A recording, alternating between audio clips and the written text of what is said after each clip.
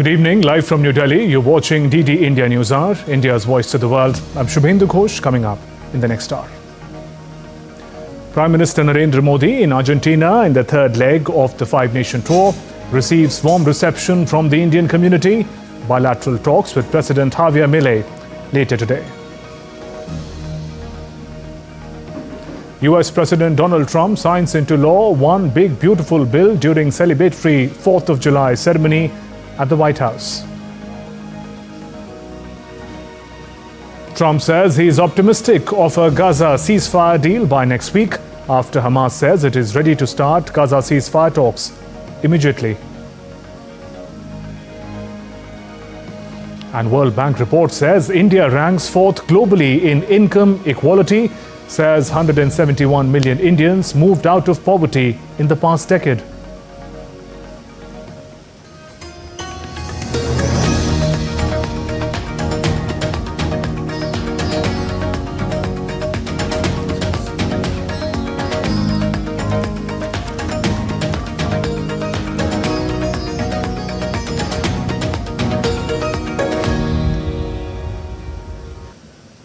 Prime Minister Narendra Modi is in Argentina on a two-day visit.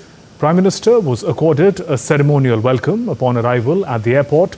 He will hold talks with the top leadership of the country to review existing cooperation and explore ways to strengthen ties in important areas. The visit aims to further deepen the multifaceted strategic partnership between India and Argentina. This is the first bilateral visit by an Indian Prime Minister to Argentina in 57 years, marking a new chapter in India-Argentina ties. Upon his arrival in Buenos Aires earlier today, the Indian community extended a warm and enthusiastic welcome to Prime Minister Modi. Members of the diaspora gathered at a hotel in the city to greet him with slogans, songs and traditional gestures. Upon Prime Minister Modi's arrival at the hotel, the Indian diaspora showed zeal, chanting "Sare Jahan Se Acha, Hindustan Hamara," turning the moment into a colourful celebration of Indian culture abroad. DD India correspondent Arun Sharma gets us more. Narendra Modi has arrived in Argentina and people of Indian diaspora, they have welcomed Prime Minister Narendra Modi. And not only that, it is basically the Argentine people, they are also welcoming Indian Prime Minister Narendra Modi. Well, first of all, I have that cultural artist with me who performed in front of Prime Minister Modi. First of all, Anandini, tell us that what sort of cultural art form that you presented in front of Prime Minister Modi? Namaskar. We presented Odissi, Bharatanatyam and Kathak. And we are super thrilled to have this opportunity, such a blessing, for us to perform in front of him and offer, a very traditional piece, a Mallari, and offering Pushpanjali, sun dance, and music. All right. What did Prime Minister Modi tell you when he met you when you were performing the dance? I saw him looking at us intently, and then at some point I hear him saying "Sabash" and praising us. So you know what Shabash means? I think it means great work. Yes, absolutely. So yeah, I'm so happy that it went on well, and we had this amazing opportunity to perform. Yeah, so three different styles together in Argentina, welcoming the Prime. This is known as Ek Bharat Shresth Bharat. That means the India coming together. It's one India primarily. These people might be from different states in India, but they are living in Argentina. But today they are saying that we are from India. This is Bharat. And of course, they want to sing some song first of all. Yeah, what was that song? सारे जहां से अच्छा हिंदुस्ता हमारा हमारा सारे जहां से अच्छा हिंदुल है इसके ये गुलसिता हमारा हमारा सारे जहां से अच्छा सारे जहां से अच्छा Hindustan Hamara. That is what the Indian diaspora in Argentina is saying today when Prime Minister Narendra Modi is here in Argentina. So first of all, sir, you also tell me that you are residing in Argentina. Now as an Argentinian, how are you looking at the Prime Minister Narendra Modi's visit to Argentina? Well, first of all, we are very happy and very elated. Modi ji has changed India, and I think our local government has also a lot to learn from Modi ji, and they can bring those changes in Argentina also. This gentleman is from Maharashtra, and his wife is from Argentina. So yes, this is an ideal case study that how the Indian culture is uniting two countries. So tell me something: is yoga, Ayurveda, is that uniting you people? Yes, very much so. We met 7 years ago in a yoga ashram together, and she's an excellent yoga teacher, and she teaches physical yoga, a bit of philosophy. I teach philosophy of yoga and mantras, and I sing myself. And yoga is something which is uniting the two countries together. The Indian diaspora are really excited to meet Indian Prime Minister Narendra Modi, and of course this visit of Indian Prime Minister Narendra Modi is expected to give a major push to people ties as well as far as the India-Argentina relations are concerned. With camera person Vinay, Arun Sharma, Doordarshan News, Argentina. In a historic diplomatic outreach, Prime Minister Narendra Modi is on a two-day visit to Argentina. From strategic minerals to digital healthcare and innovation, the visit is expected to open new chapters in India-Argentina relations. Let's take a look at this report by our correspondent Arun Sharma. Prime Minister Narendra Modi's visit to Argentina marks a historic moment, the first bilateral visit by an Indian Prime Minister in 57 years. प्रधानमंत्री का यहाँ आना अपने में ही एक संवाद है जो कि बता रहा है कि हमारा रिश्ता अर्जेंटीना से कितना महत्वपूर्ण है। हमारा रिश्ता अर्जेंटीना के साथ मल्टी फेसेटेड है। सभी तरह के कार्यों में हम इनके साथ एक रिश्ता रखते हैं। During this landmark visit, Prime Minister Narendra Modi will hold in-depth discussions with President Javier Milei aimed at boosting cooperation across key areas to improve economic linkages, especially in futuristic sectors such as technology and innovation. The Prime Minister's visit to Argentina comes at a particularly significant time as Argentina is undertaking major economic reforms, somewhat similar to those India went through in the past. Both leaders will, of course, discuss subjects of economic and trade interest to further strengthen bilateral relations. India-Argentina diplomatic relations elevated to strategic partnership in 2019. Argentina's rich reserves of rare earth elements complements India's growing need for clean energy transition. Argentina is part of world's lithium triangle along with Chile and Bolivia. With India pushing for clean energy, Argentina is becoming an important partner in this sector. Argentina holds the world's second largest shale gas reserves and the fourth largest shale oil reserves. India's telemedicine and digital healthcare solutions can help Argentina expand medical access. India's progress in defense, space, IT, and digital public infrastructure offers valuable expertise and opportunities for Argentina. India is a country that has been growing economically so much, especially since you adopted the reforms opening the economy and adopting the rules of the market economy and open economies, and especially in this decade under the leadership of Prime Minister Modi. During his visit to Argentina, Prime Minister Modi will also pay tributes to General Jose de San Martin, Argentina's national hero and liberator. This gesture reflects India's respect for shared values of freedom and national pride. It also signals New Delhi's intent to build deeper cultural bridges with Latin America, starting with one of its most iconic figures. From lithium to digital public infrastructure, India's rising ambition for green energy complements with Argentina's resources and reforms. Both the nations eye greener energy, better trade ties, and of course, deepening security ties as well. Prime Minister Narendra Modi's visit to Argentina is more than a bilateral. It's a sign that Global South is coming together to make a better future, and India and Argentina are emerging partners in the changing world. With camera person KK Rana, Arun Sharma, Doordarshan News, Argentina. And to delve deeper into India-Argentina relations, joining me is Ambassador Prabhu Dayal, former senior diplomat. Ambassador Prabhu Dayal, good evening and welcome. How do you read, sir, the significance of Prime Minister Modi's visit to Argentina? We just learned host of areas holding great potential. Well, Shubhendu, first of all, thanks for having me on your show. You know, Prime Minister Modi's visit to Argentina marks a significant diplomatic engagement between these two countries. And this is the second time that Prime Minister Modi is visiting Argentina since the G20 summit in 2018. However, in the last 57 years, this is the first time that an Indian Prime Minister has visited Argentina for a bilateral visit. And it is thus the first bilateral visit by an Indian Prime Minister to South America since Mrs. Indira Gandhi visited in 1968. So this trip comes at a time when both countries are seeking to deepen cooperation in energy, critical minerals, defense and trade, while also reaffirming a shared position against terrorism. It also precedes the BRICS summit in Brazil, which positions Argentina as an important stop in India's broader outreach to Latin America and the global south. Now, let me mention that Argentina's vast reserves of lithium, copper, and shale gas have emerged as a key area of interest for India.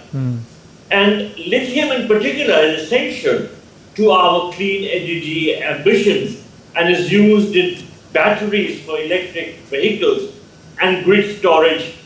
And therefore, Argentina is part of the very important lithium triangle, which also comprises Bolivia and Chile, with whom we are trying to develop closer relations. I may mention that the Indian state bank firm, which is a state-backed firm, right. Kabil, which is Khanij Bidesh India Limited, has already secured rights for lithium exploration in Argentina's Catamarca province, and further announcements in this regard are expected during Prime Minister's visit. Let me also add that beyond minerals, Argentina's growing capacity in LNG and its untapped shale energy resources, which are the second largest in the world, are also drawing attention here in India. As we all know, the Gulf has become an area of volatility and instability, and there are sometimes question marks whether our oil supplies from the Gulf will be uninterrupted, and therefore we have to look at alternative sources, and Prime Minister Modi's government is looking to diversify the energy sources, and of course the Argentinian LNG is part of that equation. And of course I may also mention that Buenos Aires has also indicated in expanding LNG export and attracting Indian investment in upstream sectors. Shubhendu, may I just add one more thing? Sure, please. There is a strategic global dimension. You know, India has expressed a desire to be a permanent member of the UN Security Council. And in this context, we work alongside the G4. The other members of the G4 are Japan, Germany and Brazil. And there is a coffee club which has been orchestrated by Pakistan, and that consists of countries which are opposed to our membership, are opposed to the G4. Right. Argentina is a part of that. So it's in our interest to soften Argentina's opposition to the G4 and to make it realize that a country like India is a friend. And it's always good to have a friend as a permanent member of the UN Security Council. So it's in the interest of India in the strategic dimension also to develop closer relations with Argentina and make Argentina overcome those objections which it has expressed in the context of the membership aspirations of the G4 countries for the UN Security Council. Right, so just to understand the strategic potential that exists between the two countries a little more, we understand is Argentina, second largest economy in Latin America. What kind of power and influence does it represent today? Whether we talk about the region, global geopolitics or the global south? Argentina, as you said, is the second largest economy in Latin America. And it has expressed keenness to develop closer relations with countries beyond the United States. There has been an apprehension that Argentina has looked only towards the United States. And in fact, during his time in Buenos Aires, Prime Minister Modi, I'm sure, will get an opportunity to discuss this aspect. And also, the aspirations of Argentina to reform, for instance, Mercosur, which is the South American Customs Union. So there are various aspects which naturally extend to Argentina's global interests, Argentina's regional interests, and its outreach to India, which converge to a great extent with our own global diplomatic outreach. Right, and finally, what would be your expectations when the leaders, Prime Minister Narendra Modi and President Javier Milei, meet? A lot rides on the manner in which these leaders steer the relations. What would be their priorities? I'm sorry, the sound is breaking. Okay, so yeah, the question was, sir, about the manner in which the leaders, Prime Minister Modi and President Javier Milei, could steer the relations. What would be your expectations from the leaders in particular? Yes, certainly. They have both indicated their keenness to steer the relationship in a direction which is helpful to both countries and which would promote the interests of both countries. Let me mention that Argentina's reform-minded president, Javier Milei, he took office in December 23, yes. Has signaled openness to economic partnerships beyond the West. And with India pushing to revive trade ties with the Mercosur, Argentina's role becomes pivotal. In addition, we already have a fairly thriving bilateral trade. Our bilateral trade with Argentina crossed US dollars 5.2 billion last year. And India is now amongst Argentina's 6 top trading partners. So while the trade basket has centered around edible oils, particularly soybean, there is a lot of scope to move beyond agri-commodities, and in that context, Argentina has a great deal of significance for us, and we have a great deal of interest in Argentina. There, Ambassador Prabhu Dayal, thank you very much for joining us on the News Hour and sharing your perspective. Still to come on DD India News Hour. Trump and Zelensky hold talks, discuss strengthening Ukraine's air defenses.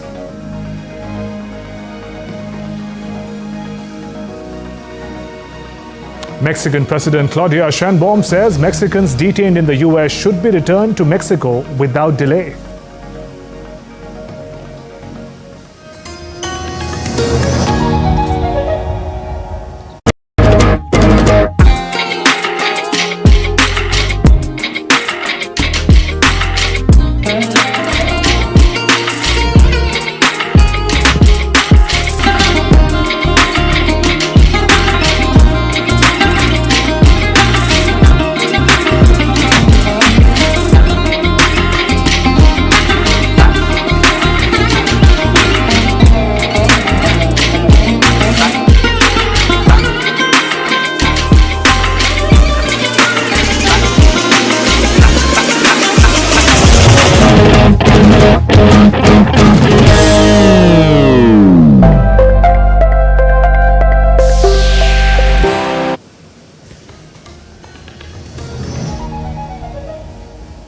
Welcome back. You're watching DD India News Hour. I'm Shubhendu Ghosh.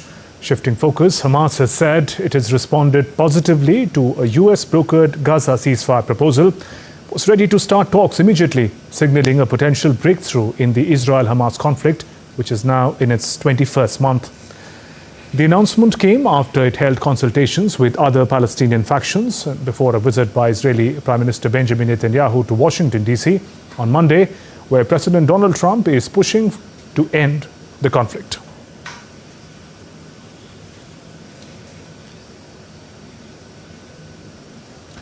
Hamas ally Islamic Jihad said it supported ceasefire talks but demanded guarantee that Israel will not resume its aggression once hostage held in Gaza are freed.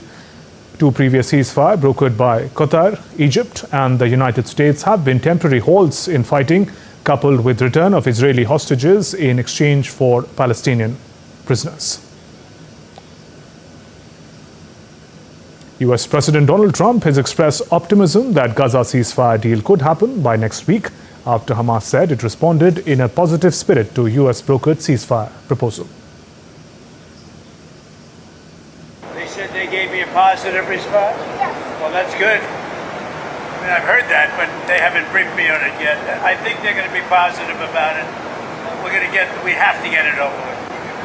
Hamas we have to get it over with. We have to do something about Gaza. We've been doing it. You know, we're sending a lot of aid, a lot of money and a lot of aid. Otherwise, you have people in big, big trouble. But, yeah, I think it's been very positive, a good response. Yes, please. There could be a Gaza deal next week. How optimistic are you? I'm very optimistic. In another update, Ukrainian President Volodymyr Zelensky and US President Trump held a phone call where the leaders discussed air defenses and agreed to work on increasing Kiev's capability to defend the sky amid escalating Russian attacks. In a message on Telegram, Zelensky said he discussed joint defense production as well as joint purchases and investments with the US leader. Ukraine has been asking Washington to sell it more Patriot missiles and systems that it sees as key to defending its cities from Russian airstrikes. I spoke with President Trump. It was an important conversation. We agreed to arrange a meeting between our teams to strengthen air defense capabilities. We had an in-depth discussion about joint production, something both us and the United States need. In a continuing development on the diplomatic front between Moscow and Kiev, the Russian Defense Ministry announced that Russia and Ukraine carried out yet another exchange of prisoners of war on Friday. The ministry confirmed the exchange in a statement but did not disclose the number of soldiers or personnel involved on either side. On America's 249th birthday on the 4th of July, US President Donald Trump signed what he called the One Big Beautiful Bill, a tax and spending package that could in fact change and reshape US policy for years. Although it is facing fierce opposition from both the Democrats and some of Trump's own party members. Let's learn more about in this report by DD India's Antasana.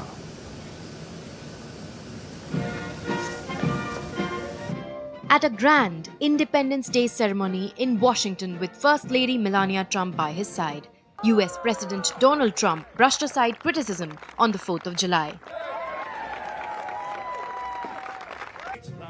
The pomp was unmistakable. A B-2 stealth bomber flyover fighter jets against that dramatic backdrop. The US President declared, What we've done is put everything into one bill. It's never happened before. It's the biggest bill of its type in history. Flanked by Republican lawmakers, Donald Trump signed the massive bill that delivers on key campaign promises. But the cost? An estimated $3.4 trillion added to the national deficit over 10 years. The bill also brings the largest cuts to Medicaid since it began in the 1960s. Analysts say up to 17 million Americans could lose coverage, with rural hospitals especially hard hit. Despite its passage, the bill has deeply divided Republicans. It scraped through the House by just 4 votes, 218 to 214. GOP Speaker Mike Johnson rallied last-minute holdouts, earning a public thank you from Trump. Even former ally Elon Musk opposed the measure, calling it fiscally reckless. The signing of the bill caps 2 weeks of wins for Trump, including a Supreme Court ruling limiting judges' ability to block his policies, a NATO spending deal, and a ceasefire between Iran and Israel following what Trump described as flawless US airstrikes. Democrats say the bill is a massive wealth shift from the poorest Americans to the richest, and they're betting on public anger to help flip the House in 2026. For now, Trump celebrates a legislative victory. However, the battle lines are already being drawn with 2026 midterms looming. Antara Sinha for DD India.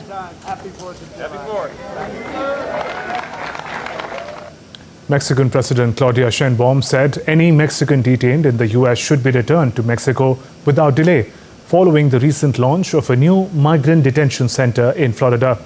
The comment aligns with US President Donald Trump's promotion of remote facility in Florida, Everglades, dubbed Alligator Alcatraz, and his upcoming signing of large funding bill that aims at bolstering his immigration enforcement efforts.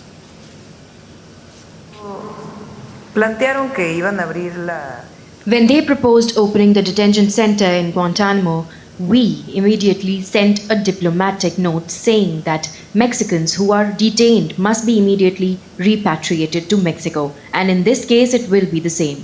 Any Mexican citizen who is detained due to their immigration status in the United States must be returned immediately to our country, and all consulates are working on this. Nuestro país. Y en eso están todos los consulados. Brazilian President Luiz Inácio Lula da Silva suggested on Friday he will stand for re-election in 2026. It stopped short of making a formal announcement. 79-year-old leftist leader was elected in 2022 for his third non-consecutive term after having previously served as president between 2003 and 2010. Lula's remarks came ahead of Brazil's next major elections in October next year, when the voters will select the president, vice president, members of the National Congress, governors and other officials. Rwandan President Paul Kagame voiced uncertainty about the durability of American-brokered peace agreement with Democratic Republic of Congo, warning that Rwanda would respond firmly to any tricks, as he says, from its neighbor. The deal signed last week requires Rwandan troops to withdraw from eastern Congo within 90 days. Reached an agreement in Washington, D.C., but it is not up to Washington to implement it. It's those who reach the agreement there to actually be the ones to implement what they agreed. You'll never find Rwanda at fault with implementing what we have agreed to do. You'll never. But if the side we are working with plays tricks and takes us back to the problem, then we deal with the problem like we have been dealing with it. The region has been the center of conflict after the M23 rebel group seized two major cities earlier this year. The United Nations has accused Rwanda of backing the M23 rebels, a charge that Kigali denies. Rwanda denies helping M23, says its forces are acting in self-defense against Congo's army. Let's now take a look at other stories making news around the world. South Korea's former president Yoon Suk-yeol appeared at the special prosecutor's office on Saturday after failing to show up for prior summons earlier in the week. The questioning is linked to martial law declaration in December, which was overturned within hours, led to his impeachment and removal from office. Australian authorities on Saturday condemned the arson attack on a Melbourne synagogue with worshippers in the building. The fire at the synagogue east of Victoria's state capital was sparked on Friday night, police informed. Firefighters extinguished the blaze at the entrance. There were no injuries to the 20 people who were inside. Death toll in the residential building collapse in Karachi's Lahri area increased to 16.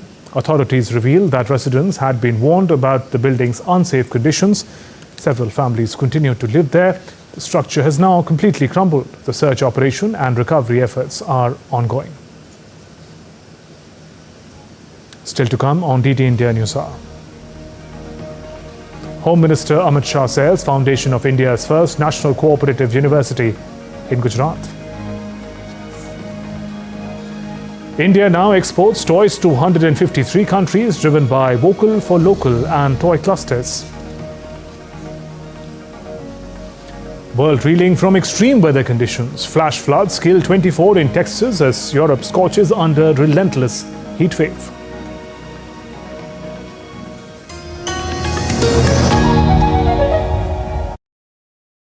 Can the US launch a bombing campaign against Iran? The Philippines vessel suffered structural damage. The saga of child sexual abuse is the United States China's debt trap strategy. Truth is stranger than fiction. But sometimes hard to uncover.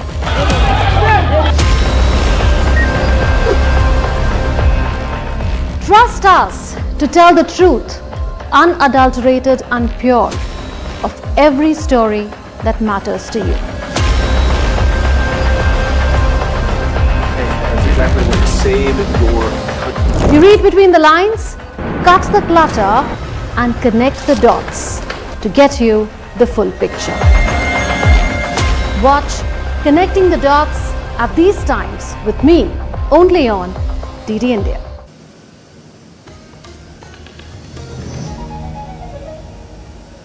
You're watching DD India Newshour. I'm Shubhendu Ghosh. Our top stories. Prime Minister Narendra Modi in Argentina in the third leg of the five-nation tour receives warm reception from the Indian community. Bilateral talks with President Javier Milei later today. US President Donald Trump signs into law one big beautiful bill during celebratory 4th of July ceremony at the White House. Trump says he's optimistic of a Gaza ceasefire deal by next week after Hamas says it is ready to start Gaza ceasefire talks immediately. India's Home Minister Amit Shah laid the foundation stone of the country's first national-level cooperative university, Tribhuvan Sahakari University in India's western state of Gujarat on Saturday. The event marks a historic step towards institutionalizing education and research in the cooperative space.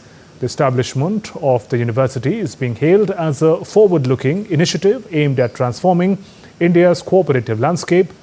Lauding the university, Home Minister Shah said the university will work like policy making, data analysis, cooperative development strategy and research in the cooperative sector.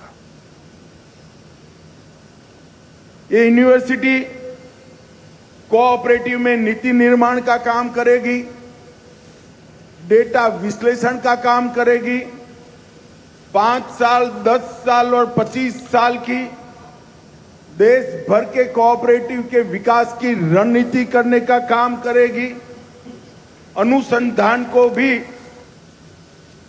इस university के साथ जोड़ा गया है और सबसे बड़ी बात है ये यूनिवर्सिटी सिर्फ सहकारी कर्मचारी पैदा नहीं करेगी, यहां से त्रिभुवन भाई जैसे समर्पित सहकारी नेता भी पढ़ लिख कर सहकारिता क्षेत्र की नेतृत्व करेंगे.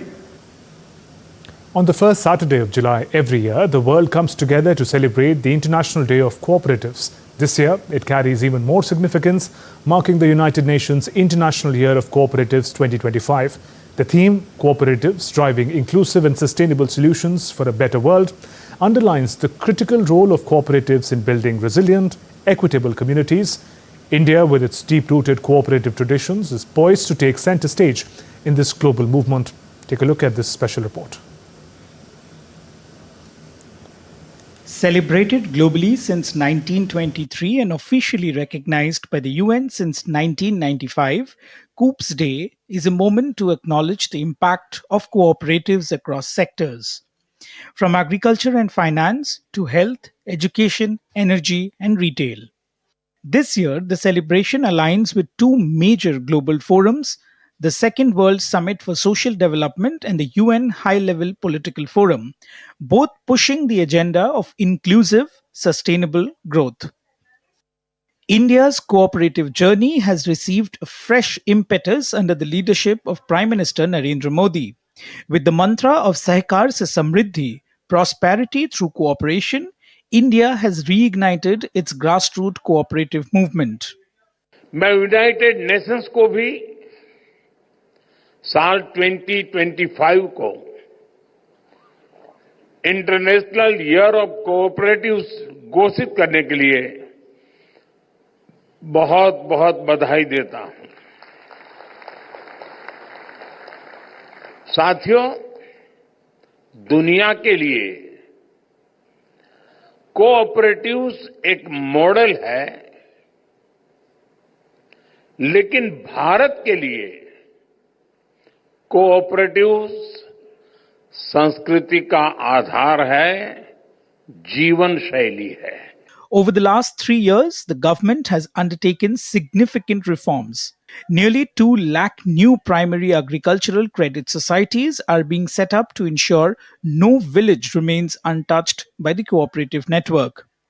The Ministry of Cooperation, established in 2021, has laid a robust legal and institutional framework. Modernization, digitization, and economic viability of cooperatives are being prioritized with initiatives aimed at market linkages, financial access, and technology adoption.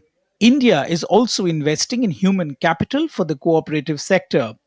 Three new national level cooperative bodies have been formed to enhance farmers' access to both domestic and global markets, strengthening the rural economy and boosting income generation. As the world marks Coops Day 2025 and the global community reflects on cooperative values, India stands ready to lead by example with bold reforms, new institutions, and a renewed commitment to inclusive growth. Bureau Report, DD India. India is not only the world's fourth largest economy, it is also one of the most equal societies today. As per the latest World Bank data and report, India's Gini index stands at 25.5, making it the fourth most equal country in the world after Slovak Republic, Slovenia and Belarus. The achievement reflects India's consistent focus on reducing poverty, expanding financial inclusion and delivering targeted welfare through initiatives such as Jan Dhan Yojana, direct benefit transfers and Ayushman Bharat. Over the past decade, 171 million Indians have been lifted out of extreme poverty, with the poverty rate falling sharply from 16.2% in 2011-12 to just 2.3% in 2022-23. Based on $2.15 a day threshold, India's steady progress towards income equality has brought real improvements in people's lives. India stands out as a global example of how economic growth and equality can go hand in hand, proving that with inclusive policies and strong intent, development and fairness can advance together. India's toy industry has witnessed a big turnaround from import dependency to becoming a global exporter to some 153 countries. Commerce and Industry Minister Piyush Goyal credited the consistent policy support, quality enforcement and robust local manufacturing clusters for this success. Speaking at the 16th Toy Biz International B2B Expo 2025 in New Delhi, the minister urged manufacturers to focus on design, packaging and branding, highlighting children's innovation and creativity on display at the event. Minister Goyal said India is not only moving towards self-reliance, but now competes with confidence on the global stage. Design, packaging and branding, ये तीन विषयों के ऊपर अगर हमने सबने focus किया तो मैं समझता हूं कि आगे चल के the world will be our market. और दुनिया के आंकड़े देखें तो इंटरनेशनल ट्रेड टॉयज का बहुत बड़ा होता है. हमारा तो लक्ष्य होना चाहिए 2-4 बड़ी कंपनियां बंद हो जाएं अंतर्राष्ट्रीय, लेकिन भारत की कंपनियां और बड़ी बने. Commerce Minister Piyush Goyal addressed the 75th anniversary celebrations of SGS India, the Indian arm of the Swiss testing and certification giant, on Friday. The minister highlighted the government's focus on sustainability and quality through initiatives like Zero Defect, Zero Effect. He emphasized that India's growing export performance and the rising number of quality control orders reflect the country's drive towards high standards and its ambition to make brand India a global symbol of trust and excellence. We've expanded our quality control orders from 14 QCOs covering 106 products to 156 quality control orders covering 672 products. And friends, this is only the beginning. Chief Justice of India, B.R. Gawai, addressed a commemorative event at Mumbai's Government Law College on Saturday, celebrating 90 years of Dr. B.R. Ambedkar's association with the institution. Praising contributions to India's judiciary, he noted the college's remarkable legacy, having produced 6 Chief Justices of India. The Chief Justice also unveiled a plaque honouring Dr. Ambedkar, who once served as a professor and principal of the college. Calling Baba Saheb a multifaceted genius, he highlighted his enduring inspiration as a jurist, economist and academic. In other news, the entire region of Jammu and Kashmir has been vibrant with energy and economic growth since the beginning of Amarnath Yatra. The arrival of pilgrims to glimpse the naturally formed ice shivling inside the cave, believed to represent Lord Shiv himself, has stimulated local businesses such as vendors, transport operators, hotels and tourism services. The increase in visitors has injected significant flow of money into the valley, enhancing the earnings in tourism and hospitality. Tourism has been a key driver of Jammu and Kashmir's economy. This year, the pilgrimage began on July 3rd, is set to continue for about 38 days. In 2024, Jammu and Kashmir recorded an impressive 23.59 million tourist arrivals, including pilgrims. Weather updates now, bringing some relief from the muggy conditions. Showers are expected in Delhi over the weekend, as India Met Department has issued yellow alert for the period, warning of possible light to moderate rains. The India Met Department issued orange alert warning for a number of states for July 5th, including Himachal Pradesh, Uttarakhand, Rajasthan, Madhya Pradesh, Gujarat, Maharashtra, Chhattisgarh, Goa, West Bengal and for coastal areas of Karnataka. A red alert for heavy rains has been issued in 3 districts of the North Indian state of Himachal Pradesh. Mandi, Kangra and Sirmaur are the areas for July 6th and 7th. In view of this, Mandi district administration and state government are making special preparations to prevent a repeat of last week's devastation. Deputy Chief Minister Mukesh Agnihotri will stay at the Mandi district headquarters to ensure better administrative coordination in case of any adverse situation. Public Works Minister Vikramaditya Singh is visiting Saranj, the worst affected area. Mandi's Member of Parliament Kangana Ranaut is also scheduled to arrive in Mandi by evening.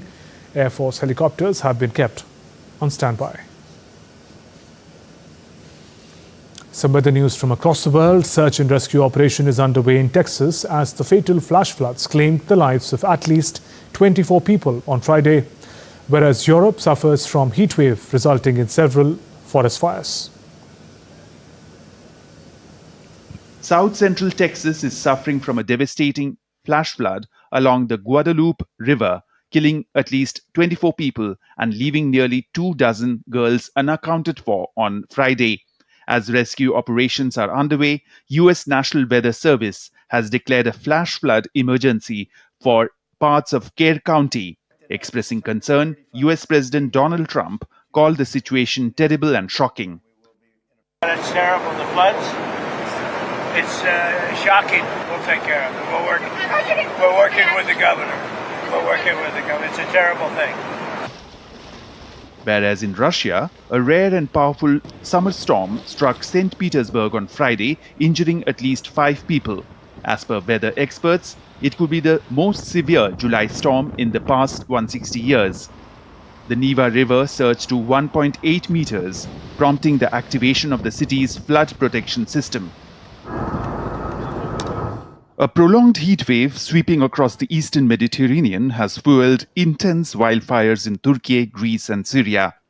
Wildfires in Turkey's Izmir province have spread to residential areas, resulting in at least 2 deaths and forcing over 50,000 people to evacuate. The fires, fueled by strong winds and record-breaking temperatures, have caused widespread destruction. Though firefighters have contained 9 out of 10 wildfires in the Izmir, Turkish authorities have arrested 10 suspects in connection with wildfires. Wildfires are also raging in Greece, particularly near Athens and on the island of Crete, prompting evacuation. Fueled by strong winds and dense vegetation, Greece is on high alert due to the wildfires. Temperatures are expected to rise over 40 degrees Celsius on Saturday, increasing the risk of wildfires.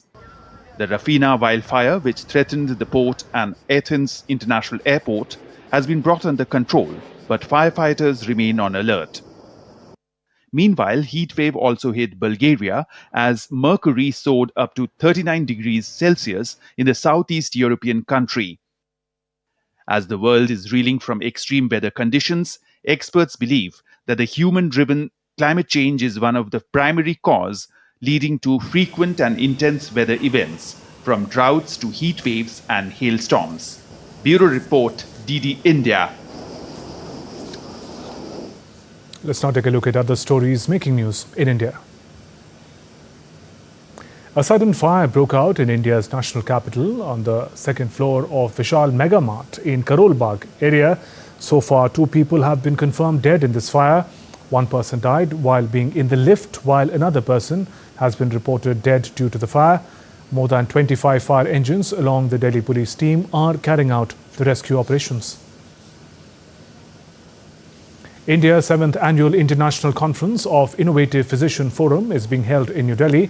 The conference was inaugurated by Lok Sabha Speaker Om Birla. The conference focuses on medical education, research and global collaborations.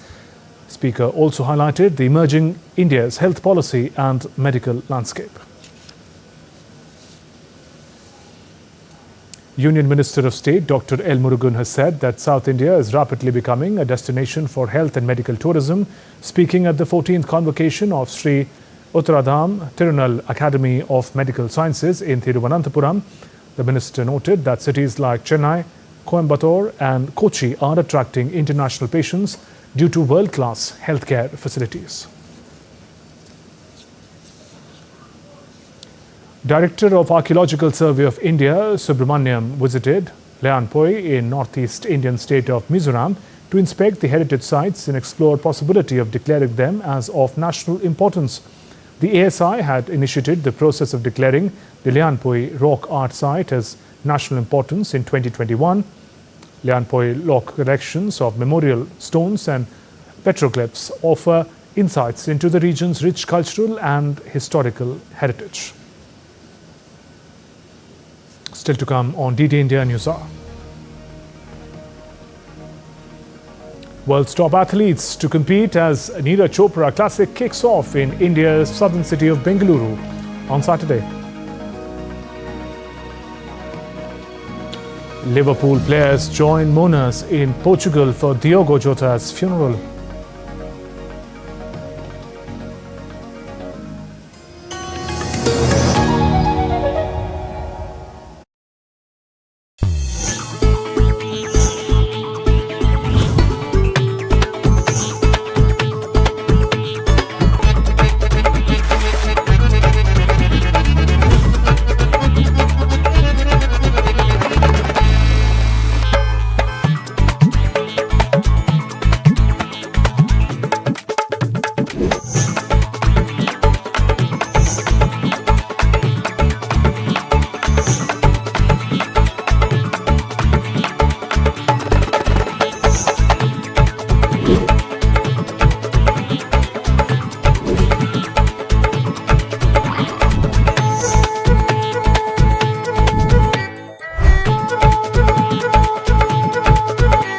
Welcome to Jaipur.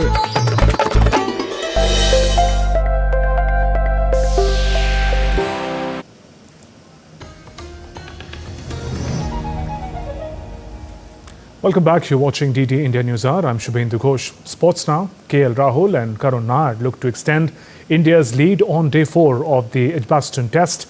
India finished day 3 of the second test, 64 runs for the loss of 1 wicket, to lead England by 244 runs at Edgbaston on Friday. Earlier, the visitors dismissed the hosts for 407 in the first innings, despite Jamie Smith's commanding an unbeaten knock of 184. England had stumped to 84 runs for the loss of 5 wickets. Smith and Harry Brook transformed the innings in a masterclass of counter-attacking cricket as both smashed centuries in a crucial 6-wicket partnership worth a precious 303 runs. But the new ball proved England's undoing as they lost their last 5 wickets for 20 runs. Mohammad Siraj took 6 wickets. Fellow paceman Akashdeep got 4.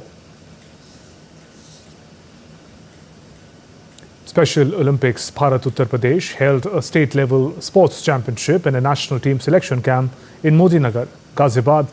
More than 400 athletes with intellectual disabilities took part in this event.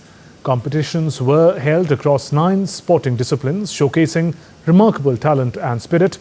The event was attended by key dignitaries from the state government. Narendra Kashyap, Minister for Backward Welfare and Disability Empowerment in Uttar Pradesh government, graced the occasion. Asim Arun, Minister for Social Justice, Government of Uttar Pradesh, was also present. President of Special Olympics Bharat Uttar Pradesh, Mukesh Shukla, lauded the athletes' efforts. The championship aimed to identify talent for the national team. Ever since Modi ji has given this four-worded mantra, Sabka Saath, Sabka Vikas, we are all very actively trying to understand where we are not Sabka Saath. That is where we are failing on equality. One region was that for the special children, we were not organizing games activities, other activities. Many families were forced out of choice or compulsion to keep their children indoors all the time, which is not good. So, Special Olympics Bharat gives a great platform for special children, for all the children to play together, to evolve together as a team and also win together.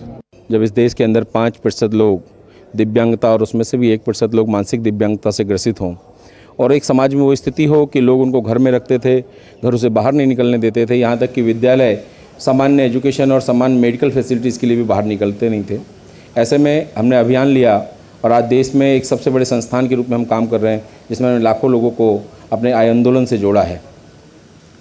A tournament named after India's double Olympic medals winner Neeraj Chopra kicks off in the southern city of Bengaluru.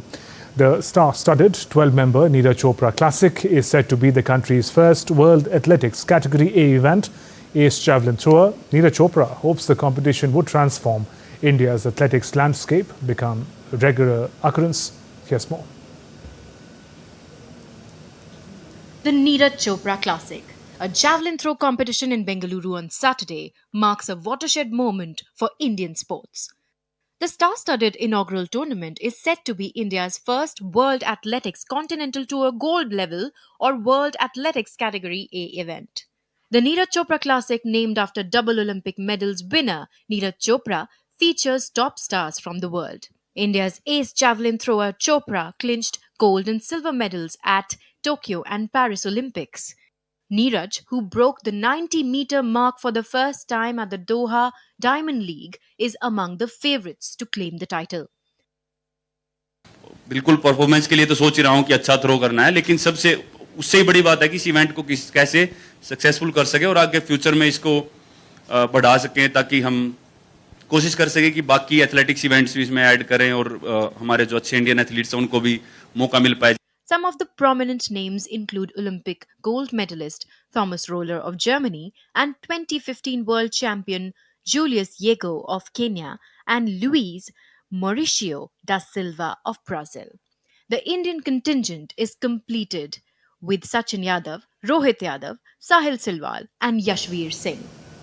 The 12-member tournament aspires to be an important step in India's quest to become a world sporting power and provide a world-class platform to aspiring young athletes. Sports Desk, DD India. Wimbledon's famed Middle Saturday is set to deliver high drama and packed stands despite the grey skies over the SW19. The sixth day of the championship will see Yannick Sinner continue his quest to reach the men's singles final against Spain's Pedro Martinez on the centre court. Novak Djokovic will also continue his run when he takes on a compatriot Miomir Cechanovic. The women's singles has some interesting matchups as well. Iga Swiatek taking on American Danielle Collins and defending Barbora Krejcikova facing Emma Navarro in order to extend her title defence. Three Indians, N. Sriram Balaji, Ritvik Bolipalli and Yuki Bhamri, will take the court in the men's doubles in different matchups. Liverpool players arrived to the Santa Marina Church at Diogo Jotar's hometown near the Portuguese city of Porto on Saturday to pay their respects for the late teammate and his brother who died in a car crash on Thursday. Captain Virgil van Dijk and Andy Robertson led the group. They carried bouquets shaped like red football jerseys. It was a tribute to Jota and his brother. Several former Liverpool players also attended this meet. Portugal stars João Felix and Bruno Fernandes were present. They joined others to honour Jota. Fans gathered outside the Anfield in Liverpool. They laid flowers and tributes. Many spoke about Jota's legacy.